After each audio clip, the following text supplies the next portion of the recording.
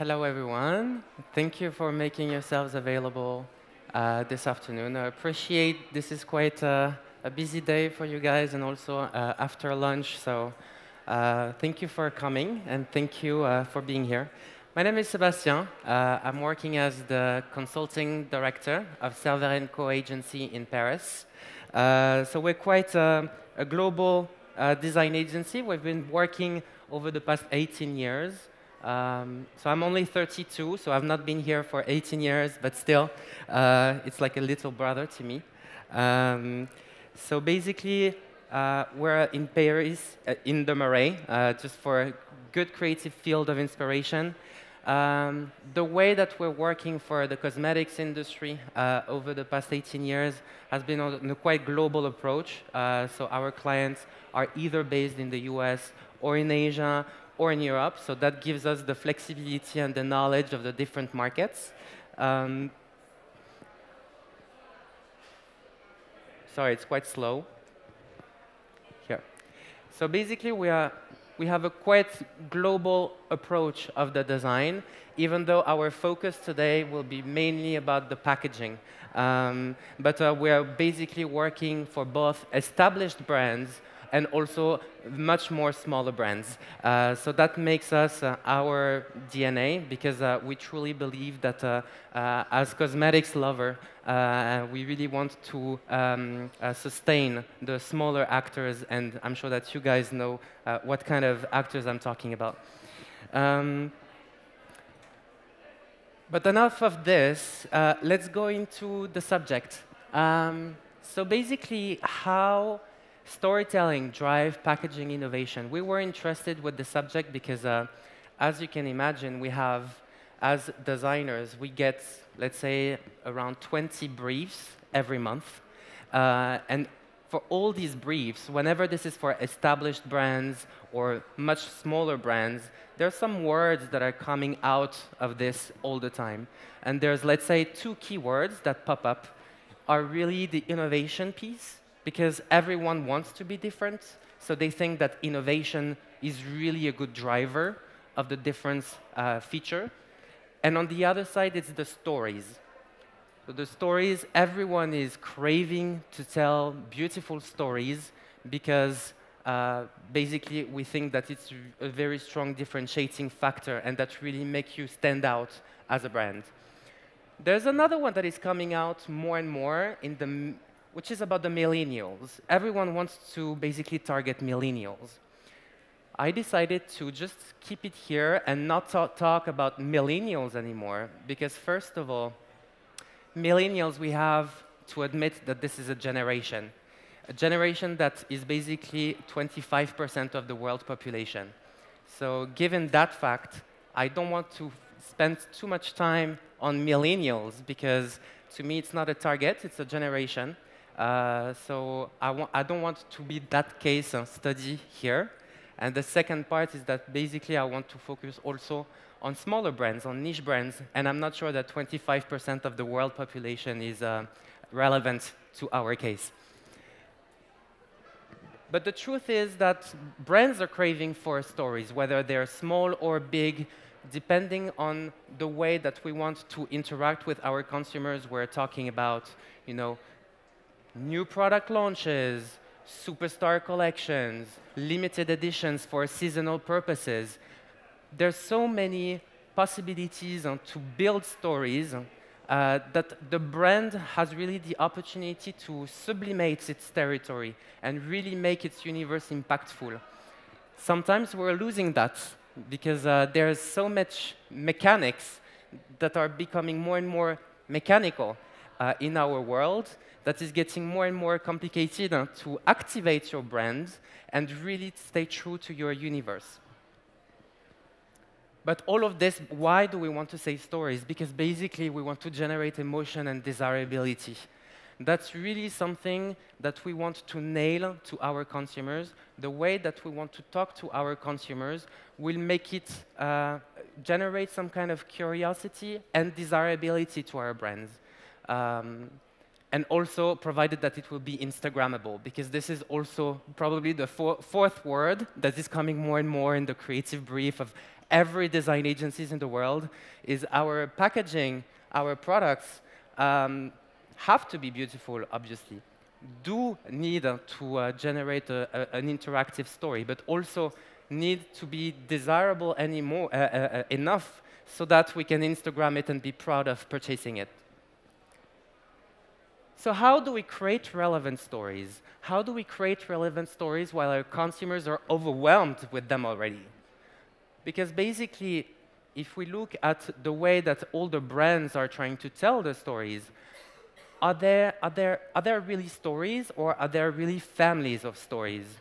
That basically, it's almost like big balloons that elevate, and at the end of the day, what remains a very strong point of view of the brand? That's a question. And also how to create meaningful stories while our world is paralyzed by standardized mechanics. And also the diktat of trend reports. So you see that picture? The picture that I put on the background is basically a picture that we found in 18 brief of last year. And that's because trend reports decided that this picture was a great field of inspiration. So we tried to think, why all the brands are trying to have the same visual stimulus to brief the creatives. And our jobs as creatives, as I often say to my teams, the culture of benchmark is great for marketers. The culture of benchmark is great for project managers and design agencies. But it's terrible for creatives, because it kills the creativity. So storytelling, what we really think as design agencies, that the design thinking process can really help us to try to write stories that are not random. Obviously, we're small design agencies, and we're very humble, and that humility is very important when it comes to designing for a niche brands or smaller brands. Because basically, the only thing that we do is bringing to life and protect a concept that you guys have been thinking over months, years. And what do we do in order to make that story relevant is really important. Because basically, we're setting a dialogue between the narration and language. You guys have the narration. We don't provide the narration. You guys have it. But we're trying to help you to create that dialogue between the narration and the language. Innovation needs time and money. So that's something, because all these brands want to innovate, but first of all, we have to take into account that innovation is an umbrella that everyone wants to flag out, but no one doesn't really know what's the aftermath. It's funny because I had this conversation with a client 2 weeks ago that were basically, we were having this kind of conversation where it was like, I need my brand to innovate. I need to innovate. I need to innovate. I need to innovate. And then he was basically ready to take out his paycheck and tell me how much money do I need to put up on the table to innovate. And I told him basically it's not working like that. The world is working like that, but not innovation. Because innovation takes a lot of time, it takes a lot of money, and also we need to accept that in 90% of the case of innovation, we're basically failing. And that's the terrible reality of innovation, is that basically everyone wants to do it, but no one can afford it. So here, I will basically not talk too much about the disruptive innovation, which is basically happening in the category once every 10 years, but more about those cunning, incremental innovations that makes the niche brand's fragrances smart. So our challenge, first of all, as niche brands, if we want to win big, we need to understand our playground.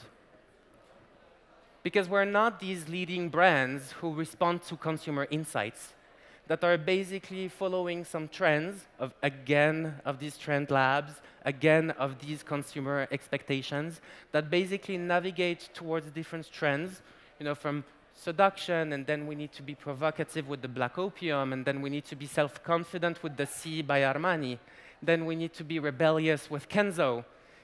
That's basically something that projects reflect of communication, rather than really telling a story that is meaningful to the brand. Because us, as the niche fragrance industry, we're challengers. And I don't want to talk about the niche brands anymore. Now we'll talk about challengers. Because I think that the gap, what is the niche brand category mean today? The boundaries are much more and more fluid. So it's very difficult to understand it. So I took it from more the design thinking perspective of saying, if you're a niche brand, it means that you want to behave differently. It means that you have another proposal to do that is challenging the established order, and for that you have a challenger spirit.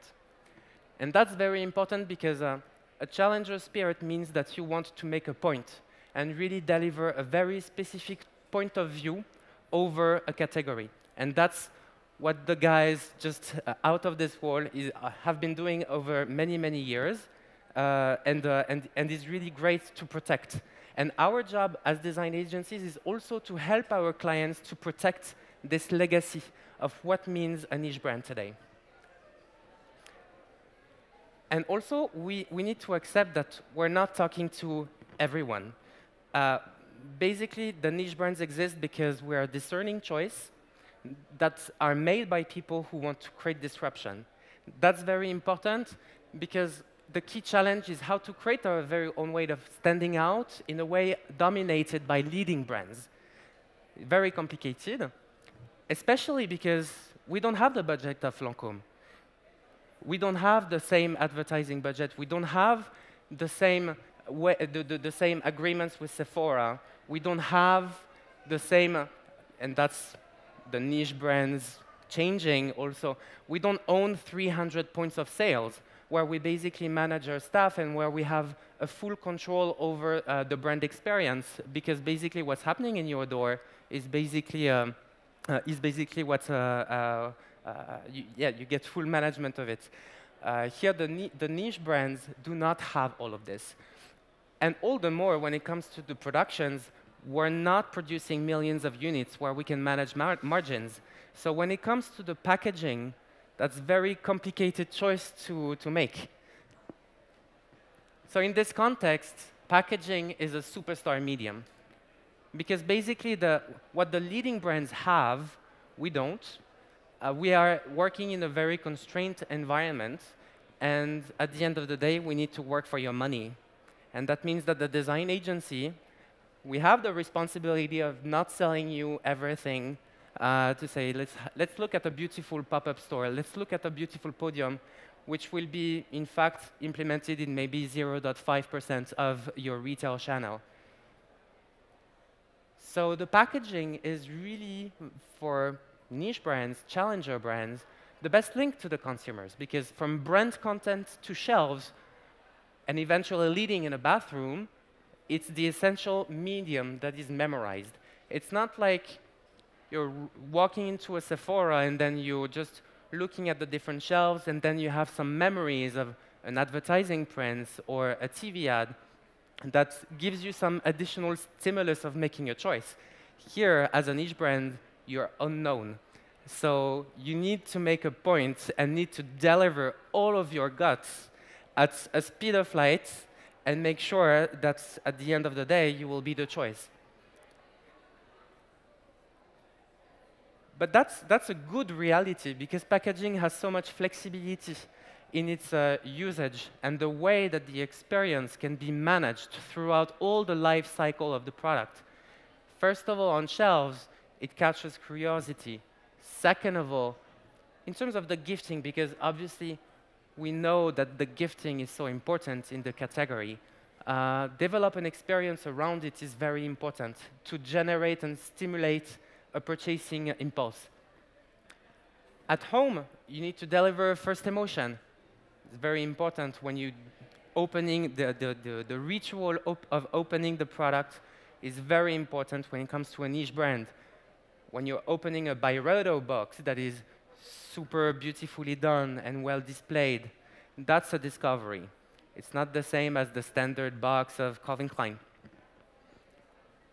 In terms of the gesture, so that's also something we will discuss a bit later, is about the way that we can think of different dispensing system, because your fragrance is different. So how can we really translate that story, again, through the packaging can be interesting. Animation for creative and ephemeral purposes, so that will be important, because how do we move away from putting some stars from end of year or hearts for Valentine's, and really try to play with animations, brand packaging animations that are really saying something about the brand, something relevant. And finally, the second life. So that's also something that comes out quite a lot lately. So we'll also discuss this. But what is really important when we work on a niche brand, and that's something that is quite key, is really the synergy has to be much more consolidated between the three key actors of the creative process. So there's the marketing, or whatever call it, let's say genius, visionary. On the other side, there's the creatives, so that's sometimes me. And on the other side, there's also the production, the manufacturers who are super important in the niche fragrances. Because, and we will see some examples later, they're super important in order to really help your project to stand out, because they will help you and facilitate the process of trying to basically be different.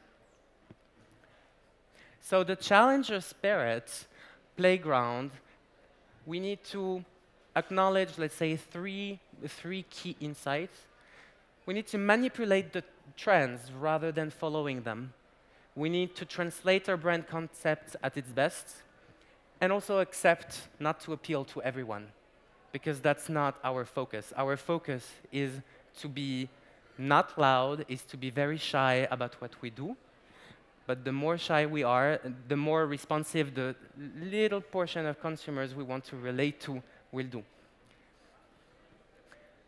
So there's some rules to the game. First rule would be, if you are a challenger brand, behave like one. So basically, if your name is État Libre d'Orange, who is that cute French brand that really wants to make a point around the French decadence, how does that translate into the packaging? So you get that product design that is really looking at you like that in an angular way. You get a branding that evocates the pride of being French. And you get the name. Oh, sorry. Well, we'll get to there, but and then you get those strange names that really deliver what the concept is about. It's about this very decomplex French personalities that really try to enjoy things at their best. If you call yourself perfumer and artist, that's basically the new baseline of diptyque. Let's try to bring artistry in everything that you're doing, and first of all in packaging. That's merchandising, that's something that we designed, but it's not the point of the conference, so I will not take too much time to discuss it. If you're Rihanna, so apart from being Rihanna, you federate with a rebellious spirit. So everyone has been completely immersed into the world of Fenty Beauty. But what is very smart is that its ability of the brand of wanting to speak for the ones who are not listened, but also create a community out of it. From a design perspective, packaging perspective, the fact that they did these product designs that basically magnet together is really a functional gesture to really be an allegory of that community. So that's something that we're quite obsessed. All the designers are obsessed with these kind of stories. When the packaging matches the functionality of, that lady who wants to have, the lipstick and the makeup together, and it stick together. You just put it in the bag, you take it off, and you have everything. And at the same time, there's something very narrative about the way that the brand has been expressed. Same thing if you want to be subversive. Same thing if you want to be comme des garçons. Same thing if you want to be the Victor and Rolf, the surrealistic point of view. That's something that we designed, but it was really the idea of trying to create a surprise for Victor and Rolf, but always trying to be true to the brand DNA without being too opportunistic. The second rule, a story needs icons, because we want our story to be relatable for our consumers. It's really important for the brand to develop a language that makes it available to the consumers. We worked on Guerlain, so that's not for fragrance, but more for the skincare. But that's a good example. The point of view of Guerlain is that the most simple resources of nature produce the most precious ingredients. The brand that empowers and masters rare and resourceful elements of nature. So that was the concept that was given to us by Guerlain like 12 years ago. Good luck with that. And try to make it match with the way that we would structure the ranges. So we were basically, the starting point was to think, okay, let's try to, if we're talking about the resources of nature, let's try to find different elements of nature and try to translate them into a language. So the first work was say, okay, if we need to have a moisturizing range, let's go for water. If we want to have something that will make you bloom, let's take flora. If we want to have a glowing resource, let's take the elements of nature, of the sea. And then if we want to regenerate our skin, let's go to the fauna and really try to take these ingredients and pick them out, because at the end of the day, they say a story. You want to moisturize, let's go for the water and the super aqua range. If we want to be resplendent, let's go for the orchid, which is the super rarest flower in the world. If we want to irradiate, let's go for the pearls. If we want to regenerate, let's go for the power of the bees of basically producing something that is very, very nourishing for the skin and basically regenerate it. And at the end of the day, and our job as designers, and that's probably the best part, is that you can basically extract that language and make of the language something that has a functionality. So if you go to Abeille Royale, for example, it's really that idea of extracting something. So that we try to translate that into the structural design, which is basically the alveole. Sorry, I'm not sure if alveole is English, but whatever. But also try to make a point from a visual perspective, to create some content, and so that in only 1 second, you can understand what the product is about. Histoire de Parfum, it's the same mechanics, basically. It's trying to extract a very strong iconography, but that will really help your consumers to understand what's your point of view over the fragrance. Third rule, do not create stories, make history. So that's one of my favorites. Because basically, in that world, so-called world of so many stories, of so many contents, as a niche fragrance, how can you behave to really make a stand that will last in the minds of the consumers? So there was this project that we did a couple of years ago, well, many years ago. is that Diptyque came to us and were asking us, okay, so the candle market is going crazy. There's so many candle brands that are getting released every day. How can we do to make a point about the fact that we have super nice candles? So we came up with the idea of basically, if we want to make a point about the home diffusing device of the candle, let's try to disobey and let's try to forget about the candle. And let's try to think how from a design thinking perspective, we can keep the same functionality while reinventing a totally new ritual. So in this idea of the brand being perfumer and artist, there was also this idea of contemplating time and how the time goes by while you're diffusing a fragrance, a home fragrance. So we came up with the idea of creating an hourglass that basically has the functionality of delivering the fragrance, but without having to, scratching a match. And that's something that is quite interesting because from a narrative point of view, it makes sense for the home diffusing system. At the same time, you get a full ritual that the consumers are very familiar with. And on the other side, after it can enable us to create, that's the relift that we did last year. So what's interesting is that for markets like Asia, who hates candles, that product is 30% of the global income of Diptyque in Asia.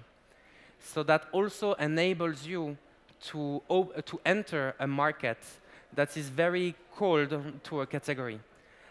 Because basically it tells a very strong story and it's very innovative because basically no one is doing it.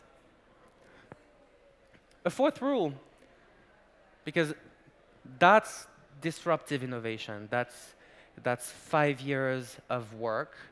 So if I were telling, from a creative brief, you have to wait 5 years for it to be released, I don't think that it would be possible. So that's very costly and that's very time-consuming. So at some point, we need to be cunning. And when it comes to the packaging, what can be interesting is the way that there's a lot of small technologies that are out there, but you need to look for them, and that will enable you to create something very differentiating. So again, with this one, so apart from encapsulating the scent of the first Parisian shop that they had, which is their olfactive concept, which is a very cute story, what's interesting is that when it comes to the design of the fragrance, apart from the address, there's also this little mesh. So here, it was really tried to make an echo with the wire that is at the middle of the candle. But that was basically impossible to do in fabric because of obvious reason, alcoholic juices, et cetera, et cetera. So we basically took the initiatives of, we were digging and digging and digging and digging. And in the end, we found the answer in a material that was only used in the car industry. That is completely disruptive in the approach. But then we came to them and we explained them the project. And they were like, OK, let's try. And then at the end of the day, it enables you to have something quite striking from a visual perspective. Same with the label. So the products that we designed for Diptyque here, for the Eau de Toilette and Eau de Parfum, was really this idea of the brand is so chatty, is so loud, is so generous. There's so many graphic details. Why only one label? So the idea was to try to work on a double-sided label that could stick at the base and still be very beautiful when you look on the other side. So that's also a cunning innovation that enables, participates to the brand storytelling that you want.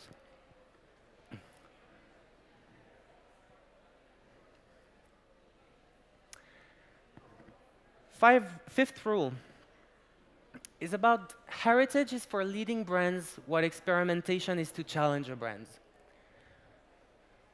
By heritage, I mean basically the fragrance industry have standards, okay?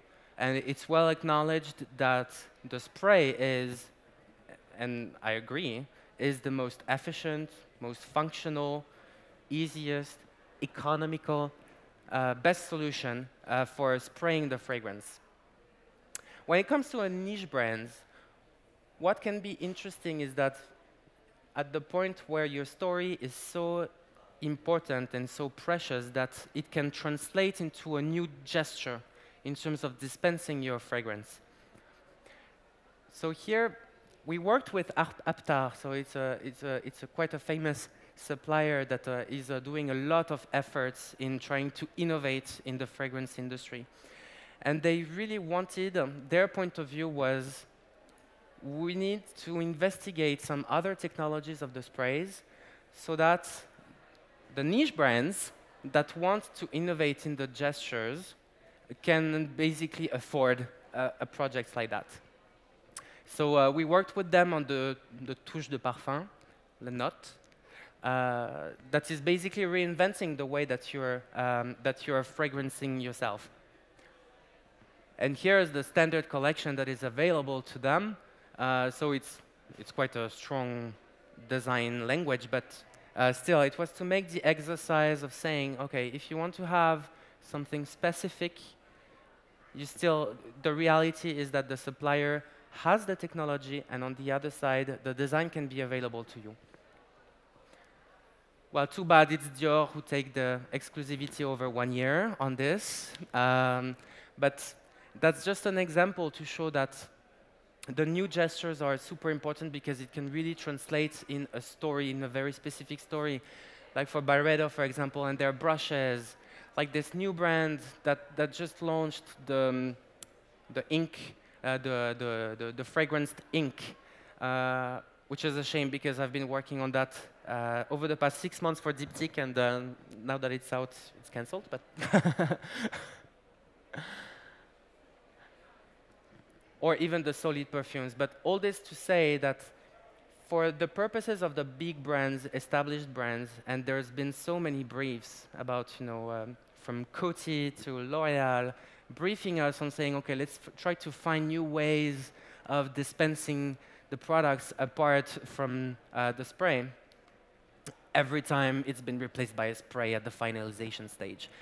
Because they're not ready to do that sacrifice, because it's basically the spray is something that the consumer is the most used to it. But you guys, you can do it. Sixth rule, probably the final. Packaging evocates an ownable ritual. So that's also something from a pure style matter. How do we communicate on the product promise through the design? So the idea here for Lancôme, so we designed this product, and the brief was initially, okay, so we have this swan neck tool that is terribly awful. How can we turn this product into something cool and nice? So here the idea was basically, because we were talking about a super efficient mascara, the idea was really to consider the product as a tool itself that tells something about the story. So here the idea was, so you see that rose, so it's actually a rose in 3D, that is actually molded in 3D inside a translucent cap. And when you look at the product, so it's basically, it mimics the fact that it's almost like a tool. So it's not a mascara anymore, but it's really a makeup tool. And that's how Lancôme put it in place. But in another example, it's also when we want to do innovation, there's also some very easy tricks.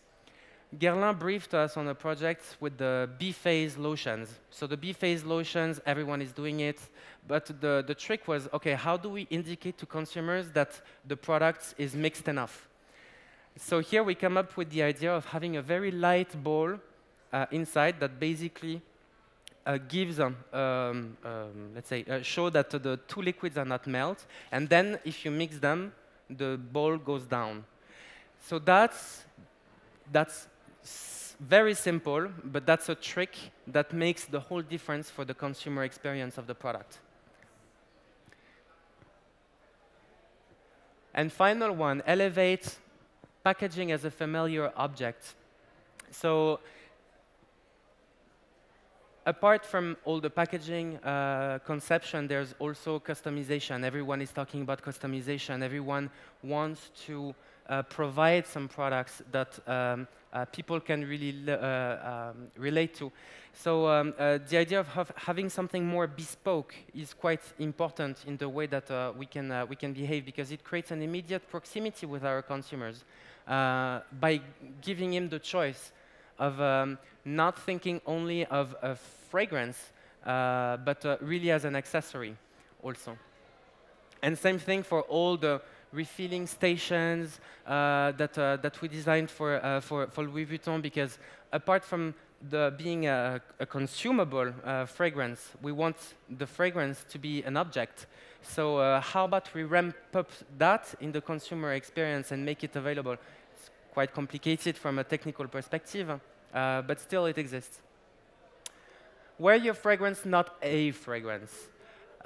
With the customization, so from Atelier de Cologne to the labo, so that's also some small tricks that can make the job even done for La Bouche Rouge. That is that project where you can basically have your very own red. And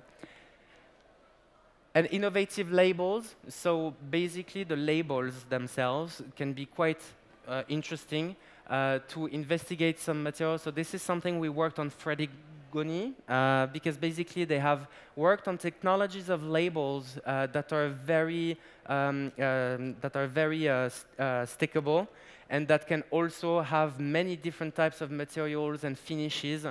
So we worked on a whole story for the Jardin à la Française, so the French gardens, Versailles, and try to see the different materials and finishes that are possible from a technical perspective, but still tell a story, just to ramp up that feeling. But apart from that, we can also take the Martin Margiela, who really delivers its very authentic story through the label. And also now the integrating technologies that we can add into the labels to deliver some information about the products. So the future of storytelling, what's happening, I don't know, but the idea would be that, in a world where all the boundaries have fallen between what's a niche brand and what is supposed to behave and what is it supposed to be, where fluidity is the portion of success to make it work. If we look at Diptyque as being the first brand that opens that launched a unisex fragrance in 1967, and that the first hit in terms of unisex was Calvin Klein 30 years after, we think that there's still room for the niche brands to innovate and make a point in the category. So we need the audacity of vanguards to push the point of view, and that means you. But also, should the future, if we're in a world where everything is about customization, isn't it the time where we need to rethink about the fragrance itself and think about how the fragrance can be modified through your DNA, which is basically your skin, so that you can react to it? So what about we involve our consumer almost like if our consumer was a co-creative of your fragrance, not to manipulate it or change it into a bad way, but maybe just to make it more meaningful to the consumer basis that you want. Is it the end of consumable fragrance? The question can be open, and I'm sure that one of you guys will find the answer some years after, but at least there's another stories to tell, and I hope that you will achieve so. Thank you.